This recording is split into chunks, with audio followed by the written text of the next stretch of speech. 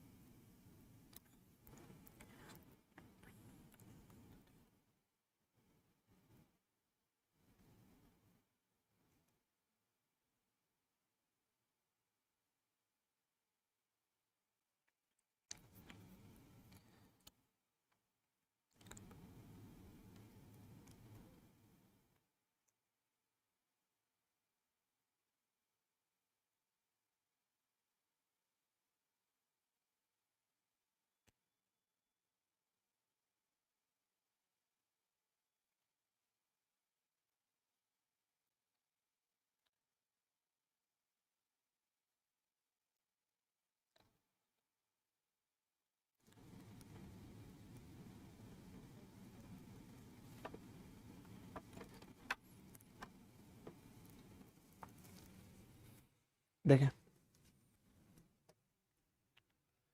दूसरे साल के लिए साधारण ब्याज और चक्रवृद्धि ब्याज के बीच का अंतर दे रखा हुआ, कमाल का सवाल है यार। देखो मैं देखना कैसे करूंगा, मैं कहूंगा SI, सब इंस्पेक्टर और CI। पहले साल का ब्याज कितना है, 80 रुपए है। तो मुझे पता है कि दूसरे साल का कितना होगा, 2 रेट है तब 80 है तो 120 होगा। और तीसरे साल का कितना होगा, 2 80 है तो 4 पे 160 होगा। अगर कोई ऐसा ही पूछता मुझसे तो मैं निकाल देता, कोई बड़ी बात नहीं थी भाई, ठीक है।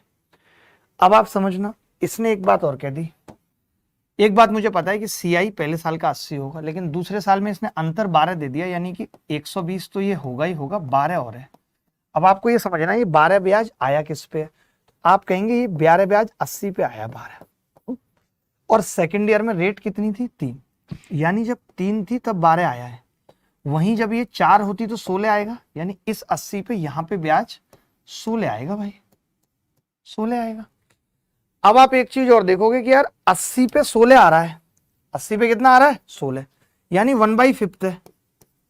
तो भैया इस 120 पे 24 और इस 12 का 1/5 2.4, और हमसे थर्ड ईयर का ही ब्याज पूछ रहे हैं। किसी को समझ आया होगा, किसी को नहीं, किसी को समझ आया होगा, किसी को नहीं, लेकिन सवाल अपने आप में धांसू था। 1000 लोगों ने लाइक किया, बहुत मजा आ गया।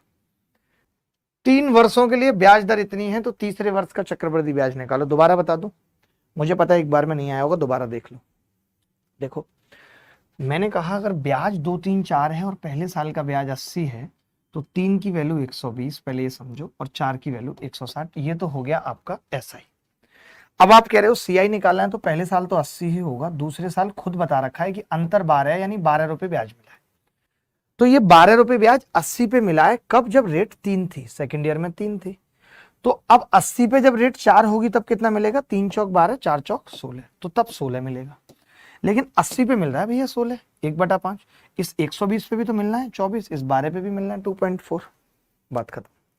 अच्छा सवाल था, अच्छा रे सवाल था,